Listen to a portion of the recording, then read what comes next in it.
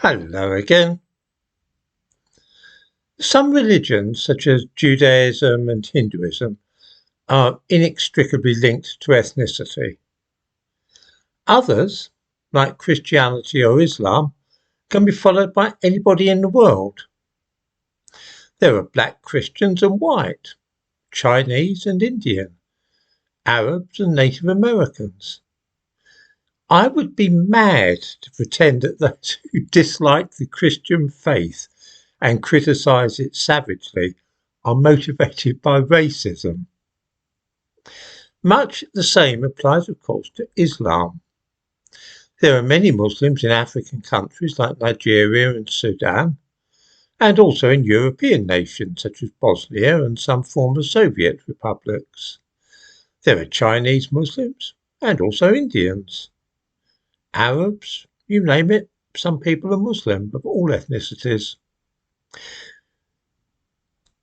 You might think that, just as with Christianity, it would be nuts to suggest that disliking the Muslim religion had anything at all to do with racism. And yet, the all-party parliamentary group on British Muslims has produced what they say is a definition of something called Islamophobia, which does link opposition to Islam with racism. This definition has been adopted by the Mayor of London, the Labour Party, the Liberal Democrats, many local authorities and charities. It reads as follows: Islamophobia is rooted in racism and is a type of racism that targets expressions of Muslimness or perceived Muslimness. Disliking a particular religion, whether it is Christianity or the Jehovah's Witnesses or Islam, has nothing at all to do with racism, of course. This link has been explicitly made for one simple reason.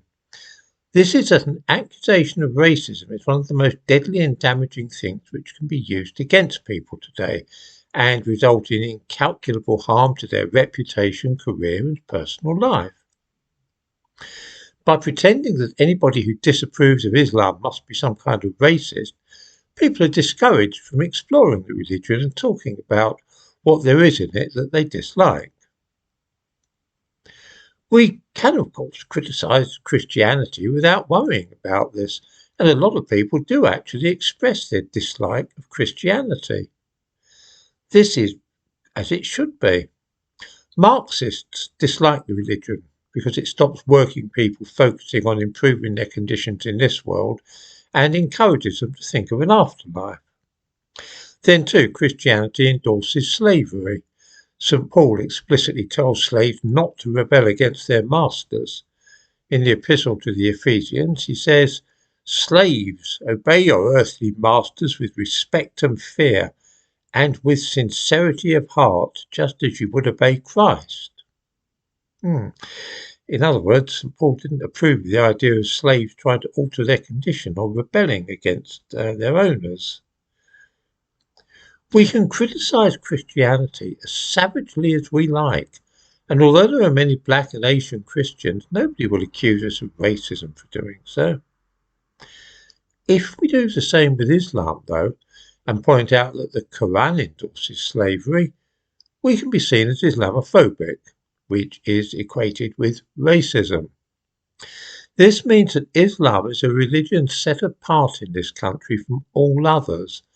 I can say what I please about Sikhism, I can dismiss Hinduism as a lot of nonsense, slag off Christianity to my heart's content, but when I turn my attention to Islam, I'm apt to be seen as a racist.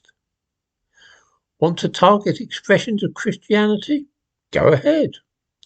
Target expressions of Muslimness, though, and you've crossed the line into racism.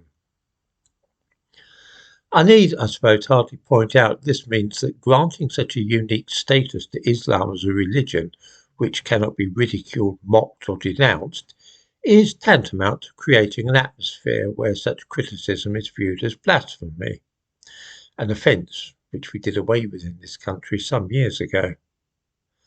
There are moves afoot to try and enshrine that definition of Islamophobia in law, which would mean that those who studied the Quran in the same way that I study the Bible and pointed out parts of it which seem unacceptable, such as passages which accept that slavery is right, would be liable to prosecution. This would be a terrible move. All religions should be equal before the law, and all should be equally available for mocking, criticising and making fun of if we feel like it. Christians may well find it offensive to have people say certain things about Jesus or his mother, but that doesn't mean we should forbid them by law. So too we should be able to draw cartoons of the Prophet and say offensive things about him if we please.